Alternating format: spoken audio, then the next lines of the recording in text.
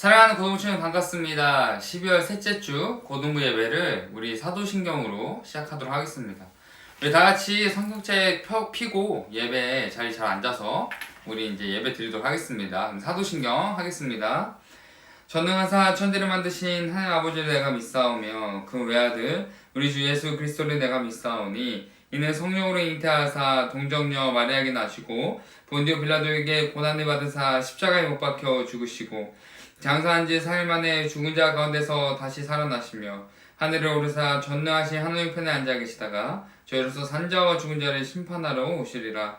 성령을 믿사오며 거룩한 공회와 성도가 서로 교통하는 것과 죄를 사하여 주신 것과 몸이 다시 사는 것과 영원히 사는 것을 믿사옵나이다. 아멘.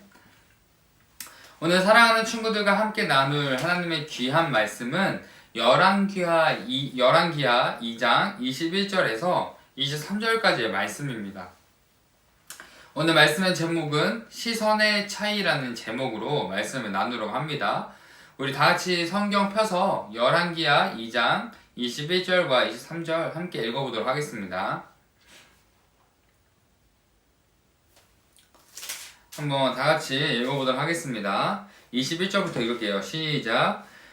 엘리사가 물 근원으로 나아가서 소금을 그 가운데에 던지며 이르되 여호와의 말씀이 내가 이 물을 고쳤으니 이로부터 다시는 죽음이나 열매 맺지 못함이 없을지니라 하셨느니라 하니 그 물이 엘리사가 한 말과 같이 고쳐져서 오늘에 이르렀더라. 엘리사가 거기서 베들로 올라가더니 그가 길에서 올라갈 때 작은 아이들이 성읍에서 나와 그를 조롱하여 이르되 대머리여 올라가라 대머리여 올라가라 하는지라. 아멘. 사랑하는 친구들 잘 지내고 있나요? 벌써 우리가 12월 올해 12월에 셋째 주를 맞이하고 있습니다. 우리가 이제 몇 주 뒤면은 이제 2021년 새해가 다가오는데 우리가 올 한 해 하나님 앞에 더욱더 나아가며 또 올 한 해를 잘 돌아볼 수 있는 말씀 앞에, 기도 앞에, 예배 앞에 올 한 해를 잘 돌아보며 하나님 앞에 나아가는 귀한 시간들로 살아가기를 소망합니다.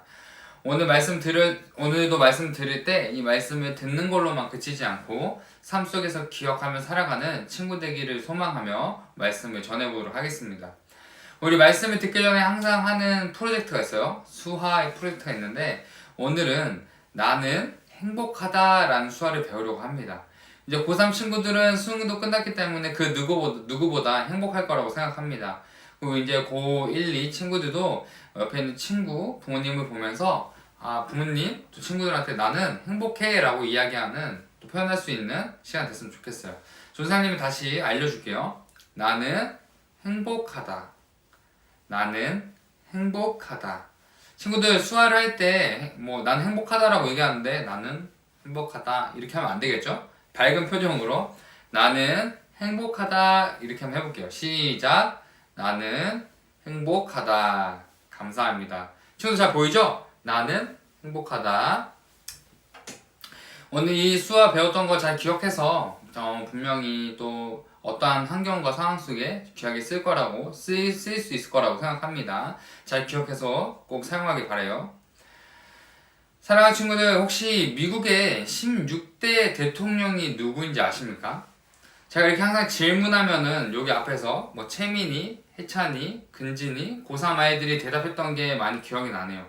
16대 대통령이 누구냐면 바로 우리가 너무나도 잘 알고 있는 유명한 미국의 대통령이자 위인전에서도 많이 우리가 보게 되는 아브라함 링컨이 바로 미국의 16대 대통령입니다. 아브라함 링컨은 현재까지도 수많은 미국인들에게 기억되어질 만큼 너무나도 훌륭한 대통령 중에 한 명이었어요. 특히 링컨은 수많은 업적이 있지만 가장 유명한 업적은 바로 노예 해방을 시켰다라는 큰 업적을 가지고 있습니다. 이렇게 많은 미국 자국민들에게 사랑을 받고 그 당시에도 큰 업적을 남겼던 이 링컨은 정말 안타깝게도 포드 극장에서 존 윌크스 부스라는 사람에게 총으로 암살을 당해 죽게 됩니다. 그리고 링컨을 암살했던 존 윌크스 부스에게는 에드윈 토마스 부스라는 또 다른 형제가 있었어요. 에드윈 부스는 뉴저지주의 한 기차역에서 사람들의 수많은 무리에 떠밀려 철로에 떨어진 한 청년을 발견하게 됩니다. 그리고 가까스로 그 청년을 구하게 되었고 그 청년의 생명을 구하게 된 것입니다. 그리고 그가 살려준 청년에게서 감사 편지를 받게 되었는데 그 당시는 그 청년이 누군지 몰랐지만 감사 편지 안에 자신의 이름을 박힌 그 청년의 이름은 바로 링컨의 아들이었던 로버트 테드 링컨이었습니다. 즉 형제 중에 한 사람은 링컨을 암살하며 생명을 해치는 삶을 살았지만 또 다른 한 사람은 링컨의 아들의 생명을 구해주는 삶을 살아가게 되었던 것입니다. 이처럼 같은 부모, 같은 환경, 같은 시간 속에서 자라온 두 사람의 인생이 너무나도 전혀 다른 삶의 결과로 살아갈 수밖에 없었던 이유는 과연 무엇이었을까요? 바로 삶의 주인이 달랐기 때문입니다. 그렇다면 현재 여러분들의 삶의 모습은 어떻습니까? 우리가 뒤에 보았던 에드윈 부스처럼 이웃을 사랑하며 생명을 보살피는 삶을 살아가고 있습니까? 아니면 존 윌크스 부스처럼 이웃을 미워하며 상처 주며 사람에게 악한 마음을 품고 살아가고 있습니까? 우리들은 오늘 이 같은 형제지만 전혀 다른 삶의 결과로 살았던 이 두 사람의 인물을 꼭 기억하며 지금 나는 어떤 삶을 살아가고 있는지를 또 내 삶의 주인이 누구인지를 돌아볼 수 있어야 합니다. 사랑하는 친구들, 우린 저번 주 죽음을 경험하지 않고 하늘로 올라간 엘리야의 삶을 자세히 살펴보았습니다. 그리고 그의 마지막 모습은 이전 아하시아 왕의 마지막 죽음과는 전혀 다른 삶의 모습이었어요. 왜냐하면 아하시아 왕의 삶의 주인은 하나님이 아니라 우상 바알과 자신이 주인이었기 때문입니다. 그러나 엘리야의 삶도 그렇게 완벽한 삶은 아니었어요. 왜냐하면 중간중간 신앙의 위기와 하나님 앞에 불평불만하는 기도의 모습, 또 하나님께 자신을 죽여달라고 말하는 그런 정말 불평과 불만이 가득 담긴 삶도 우리는 살펴보았기 때문입니다. 그러나 엘리야는 오직 하나님의 주인으로 모시는 삶을 마지막 순간까지 지켜냈던 사람입니다. 따라서 하나님은 엘리야의 모든 삶을 통해 하나님의 위대하신 능력을 나타내시며 그의 마지막까지 동행하시는 모습을 우리는 저번 주에 살펴보았습니다. 그리고 엘리야가 하늘로 올라가는 장면을 가장 가까이서 목격하며 엘리야를 끝까지 쫓았던 제자 엘리사는 스승 엘리야의 뒤를 이어 하나님의 선지자로서 첫 걸음을 걷게 됩니다. 우리 열왕기하 2장 19절의 말씀 찾아서 읽어보도록 하겠습니다. 열왕기하 2장 19절의 말씀입니다. 읽어볼게요. 시작.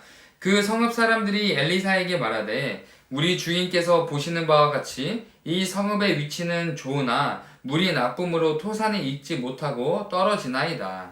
아멘. 오늘 우리가 살펴볼 19절에서 25절까지의 말씀 안에는 엘리야의 뒤를 이어 하나님의 선지자가 된 엘리사의 첫 번째 기적인 두 가지 사건이 등장합니다. 그러나 이 두 가지 사건은 서로가 비교되며 대조되면서 한 가지 가르침을 우리에게 알려주고 있어요. 따라서 오늘 우리가 말씀을 들을 때 두 가지 사건을 끊임없이 계속해서 기억하며 비교할 수 있어야 하며 또 어떠한 원인으로 인해 이러한 다른 결과가 발생하게 됐는지를 우리는 꼭 발견할 수 있어야 합니다.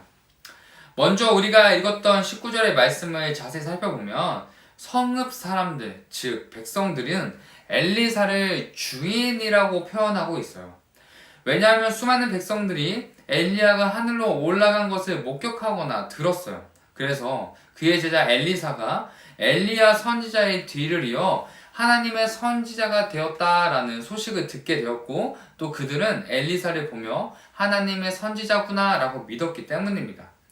따라서 현재 백성들이 엘리사에게 나와 우리 주인이라고 말하는 이 고백은 엘리야와 엘리사가 믿는 하나님을 자신들의 삶 속에서 동일한 삶의 주인입니다 라고 고백하고 있는 모습이며 내용임을 우리는 알 수 있게 되는 것입니다. 그런데 백성들은 하나님의 놀라운 능력을 목격하고 경험하게 되었고 자신들이 해결할 수 없는 어려운 문제와 상황을 엘리사, 즉 하나님 앞으로 나와 고백하며 하나님의 능력을 구하고 있는 것입니다. 우리 21절의 말씀 읽어볼게요. 21절의 말씀 엘리사가 물 근원으로 나아가서 소금을 그 가운데에 던지며 이르되 여호와의 말씀이 내가 이 물을 고쳤으니 이로부터 다시는 죽음이나 열매 맺지 못함이 없을지니라 하셨느니라 하니. 아멘. 엘리사는 자신에게 나와 하나님의 살아계심을 고백하며 도움을 구하는 백성들에게 하나님의 말씀으로 그 모든 문제를 해결해 줍니다. 그리고 하나님의 능력은 죽음을 생명으로 바꾸시는 놀랍고 위대한 생명의 주인이시다라는 것을 물의 기적을 통해서 우리에게 보여주고 있습니다. 23절과 24절의 말씀 한번 읽어보도록 하겠습니다. 엘리사가 거기서 베들로 올라가더니 그가 길에서 올라갈 때 작은 아이들이 성읍에서 나와 그를 조롱하여 이르되 대머리여 올라가라 대머리여 올라가라 하는지라.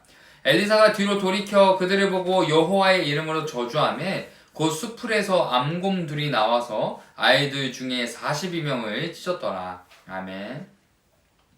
우리가 방금 읽은 23절과 24절의 사건은 19절과 22절의 사건과는 비교되는 대조되고 있는 사건입니다.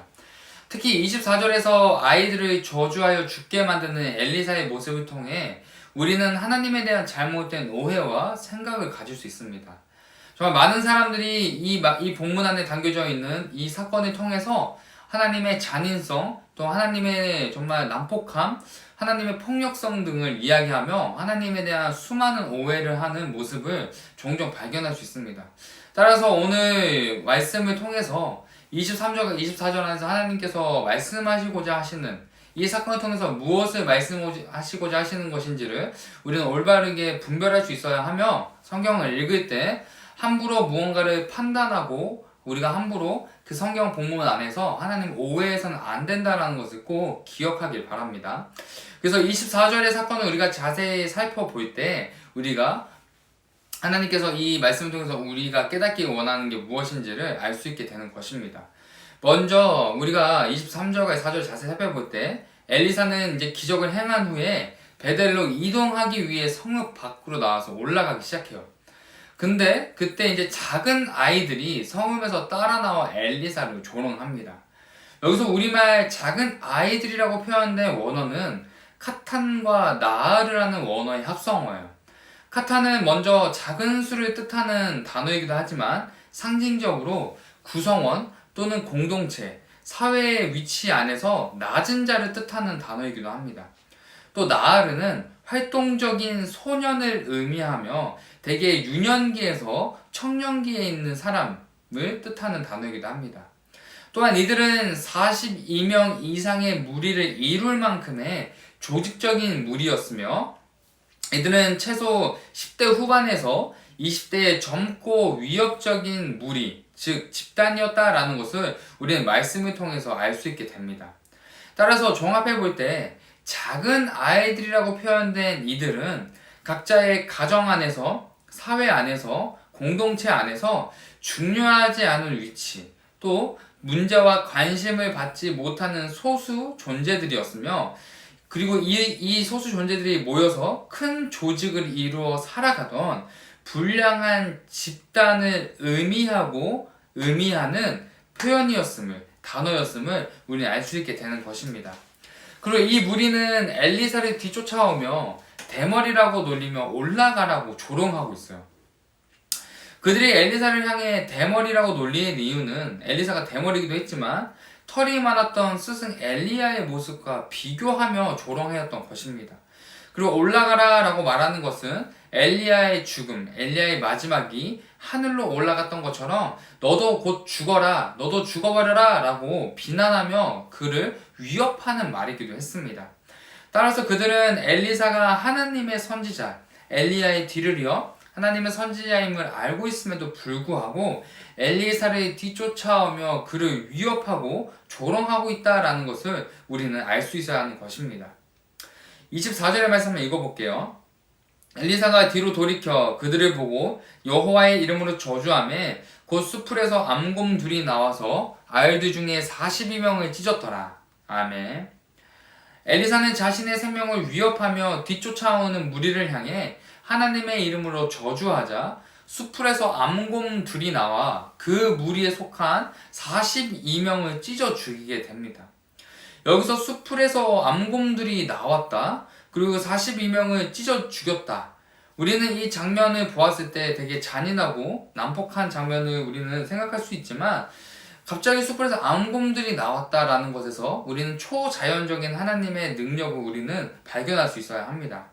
그리고 하나님의 살아계심과 또 엘리사를 조롱하며 위협했던 그들이 죽었다라는 사실을 통해서 하나님께서 엘리사가 하나님의 선지자 되었음을 확증하고 있는, 하나님께서 보여주고 계시는 증거로 사용하셨음을 우리는 발견할 수 있어야 합니다. 그래서 우리는 이 장면을 통해서 하나님 너무하신 거 아닌가, 하나님 너무 난폭하신 거 아닌가 라고 우리가 우리의 생각으로 판단하고 이 장면을 통해서 하나님을 오해하는 것으로 끝나면 안 되고, 왜 그렇게 되었는지, 또 이 장면을 통해서 우리가 무엇을 깨달아야 하는지, 또 하나님께서 이 장면을 통해서 우리에게 가르쳐주고 계신 게 무엇인지를 우리는 알 수 있어야 하는 것입니다. 그로 인해 이제 19절과 24절 안에 나타난 이 두 가지 사건을 통해서 하나님이 우리에게 알려주시고자 하시는 것은 하나님의 초자연적인 능력과 생명의 주권이 오직 하나님께 있다라는 것을 우리에게 두 가지 사건을 반복하여 비교하여 우리에게 알려주고 계신다라는 것을 우리는 꼭 깨달을 수 있어야 하는 것입니다. 또한 엘리사 앞에 나왔던 백성들과 작은 아이들이라고 표현됐던 이 두 공동체의 다른 비교되는 모습과 고백을 통해 우리는 과연 하나님 앞에 어떠한 모습으로 나아가고 있으며 우리가 하나님 앞에 어떠한 고백으로 나아가야 하는지를 보여주고 계심을 우리는 알아야 하는 것입니다. 사랑하는 친구들, 우리는 오늘 말씀을 통해 하나님을 향한 나의 삶의 모습과 고백을 철저히 되돌아볼 수 있어야 합니다. 먼저 보았던 이스라엘 백성들은 물을 먹지 못하는, 생명과 직결되어 있는 삶의 어려운, 또 삶의 큰 위기를 겪고 있었습니다. 그러나 그들은 그런 삶의 위기와 문제 속에 하나님 앞에 불평하며 원망함으로 나아가는 것이 아니라 내 삶의 주인은 하나님이십니다 라는 삶의 고백을 통해서 그들의 어려운 문제, 삶의 위기를 극복하며 해결을 받는 귀한 경험을 하게 되었음을 우리는 보았습니다. 그러나 작은 아이들이라고 불렸던 이들은 하나님을 주인으로 고백하지 않았어요. 분명 이들은 삶 속에서 어떠한 문제와 상처로 인해서 사회 구성원 속에서, 공동체 안에서, 가정 안에서 소외받고 많은 상처를 받았던 사람들일 것입니다. 전사님 말씀을 준비하면서 이들의 마음을 조금은 이해할 수 있을 것 같았어요.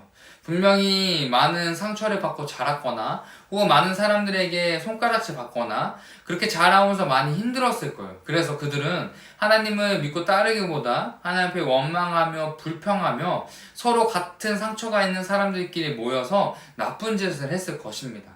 그러나 앞서 보았던 이스라엘 백성들은 위기 속에 하나님을 찾았어요. 분명히 그렇기 때문에 이 작은 아이들이라고 불렸던 이 문제 많고 소외받았던 사람들의 이 집단도 분명히 하나님을 찾을 수 있는 계기가 있었을 것입니다. 그러나 그럼에도 불구하고 그들은 하나님을 찾는, 하나님 앞에 나아가는 계기로 자신들의 삶을 돌아보는 것이 아니라 하나님을 오히려 원망하며 불평하며 심지어 더 나아가 하나님의 선지자 엘리사를 죽이려고 하는 악한 죄의 행동까지 하게 되었음을 우리는 볼 수 있었습니다. 그리고 그 결과 엘리사가 아니라 오히려 그들이 비참한 죽음을 경험하는 비극을 겪게 됨을 우리는 꼭 기억해야 합니다. 그렇다면 현재 저와 여러분들의 삶의 주인은 누구이십니까?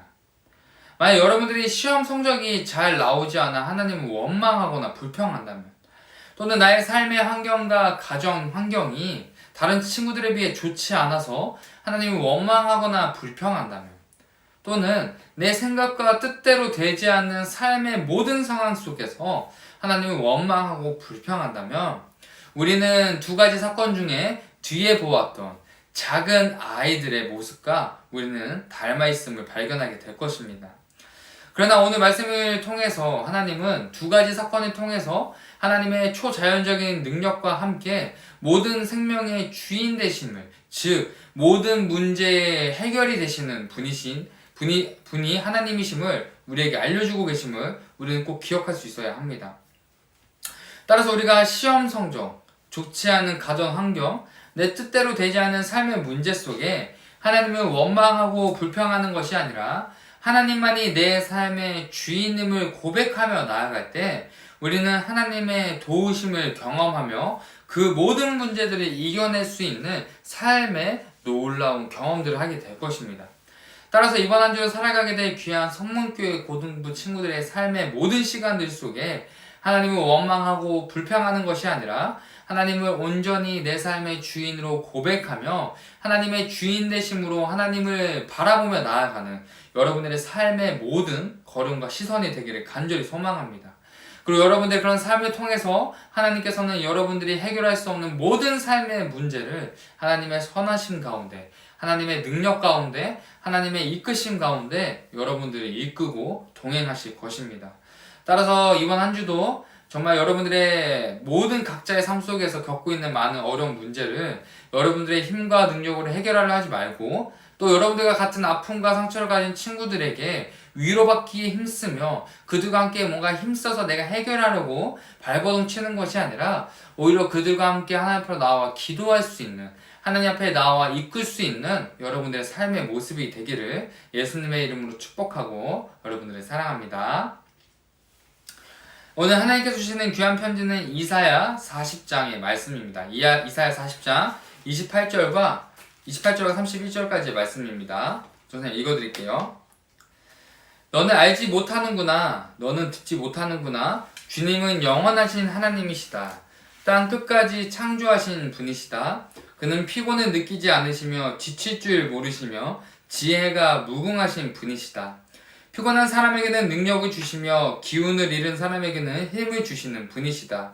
비록 젊은이들이 피곤하여 지치고 장정들이 맥없이 비틀거려도 오직 주님을 소망으로 삼는 사람은 새 힘을 얻으리니 독수리가 날개를 치며 솟아오르듯 올라갈 것이요 뛰어도 지치지 않으며 걸어도 피곤하지 않을 것이다. 아멘. 기도하시겠습니다. 사랑의 하나님, 우리가 이번 한 주 또 살아갑니다. 아버지, 이번 한 주 살아갈 때 우리가 내 삶의 주인이 누구인지를 우리의 입술로 고백하며 하나님만을 내 삶의 주인으로 모시며 섬기며 살아갈 수 있는 우리의 믿음의 삶이 되기를 간절히 소망합니다. 하나님, 정말 우리가 삶의 환경과 문제 속에 하나님을 선택하여 믿는 것이 아니라 어떠한 상황과 환경 속에서도 하나님만을 의지하며 모든 삶의 주인 되시며 모든 문제 해결되시는 하나님 앞에 온전히 우리가 나아가 겸손히 나아가 하나님 앞에 정말 고백하며 하나님 앞에 엎드리며 나아가는 우리 모든 성문교회 고등부 친구들이 되기를 간절히 소망합니다. 사랑하는 하나님, 이번 한 주 살아갑니다. 많은 문제와 어려움 속에 많은 환경 속에 우리가 놓이게 됩니다. 하지만 우리가 그때 하나님을 또 찾는 계기로 또 하나님을 또 경험하는 계기가 되게 하시옵고 이번 한 주 하나님을 간절히 찾고 나아가는 하나님을 경험하는 귀한 시간 될 수 있도록 인도하여 주셔서 우리는 언제나 사랑하시고 보살피시는 예수 그리스도의 이름으로 기도드립니다. 아멘. 사랑하는 친구들, 반갑습니다. 전사님이 오늘 정말 특별하게 오늘은 정말 전사님이 집에서 촬영을 하고 있어요. 정말 말하자면 길지만 여러 가지 문제로 인해서 좀 환경들로 인해서 지금 집 찍고 있는데 전사님 상당히 낯섭니다.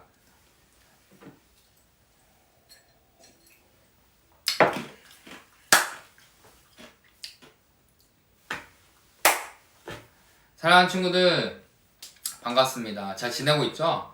전사님이 오늘은 특별하게 전사님 집, 전사님 서재에서 지금 예배 영상 찍고 있어요.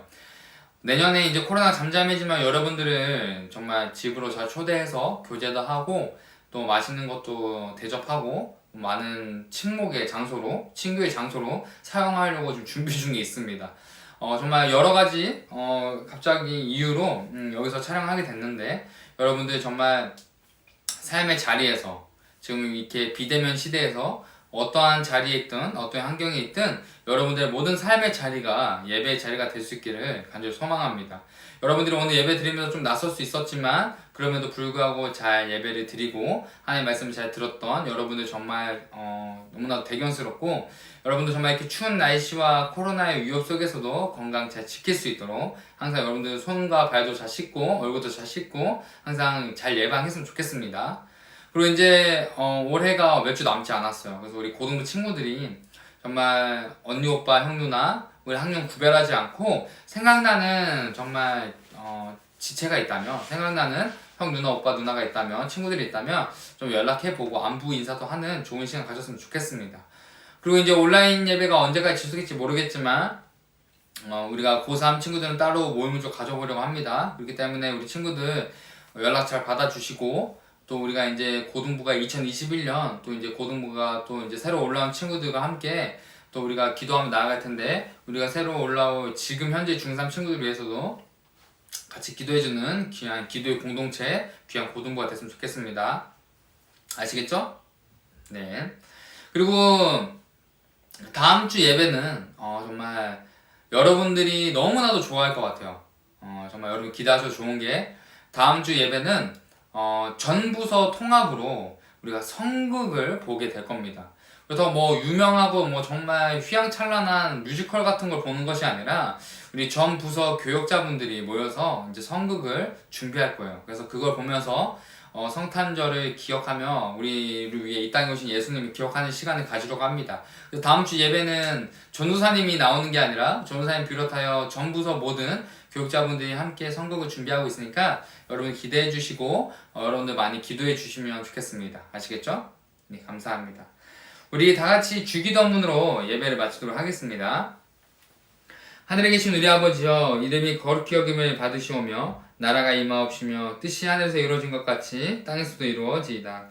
오늘 우리에게 일용할 양식을 주옵시고, 우리가 우리에게 죄 지은 자를 사하여 준 것 같이 우리의 죄를 사하여 주옵시고, 우리 시험에 들게 하지 마옵시고 다만 악에서 구하옵소서. 대개 나라와 권세와 영광이 아버지께 영원히 있사옵나이다. 아멘.